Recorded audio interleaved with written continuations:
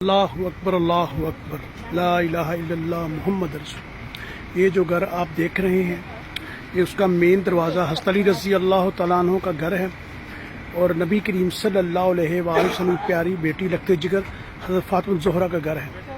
یہ اس گھر کی کھڑکی، یہ اس گھر کے کمرے، کچھ کنسٹرکشن کی وجہ سے یہ راستے بند کیے ہیں آگے انہوں نے۔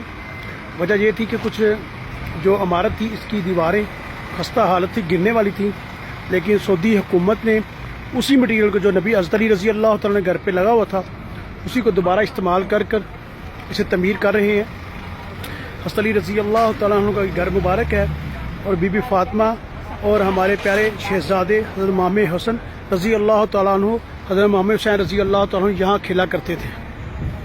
اب میں وہ دروازہ آپ کو دکھاتا ہوں جس سے نبی کریم صلی اللہ علیہ وآلہ وسلم آتے تھے، اور حضرت فاطمہ الزہرا، حضرت علی رضی اللہ تعالیٰ عنہ اور اپنے شہزادے حضرت امام حسین، امام حسن سے ملا کرتے تھے۔ یہ وہ دروازہ ہے جس سے نبی کریم صلی اللہ علیہ وسلم آتے تھے۔ یہاں سے نبی کریم صلی اللہ علیہ وآلہ وسلم کا گھر کا جو فاصلہ تھا وہ تقریباً 2.5 کلومیٹر تک تھا۔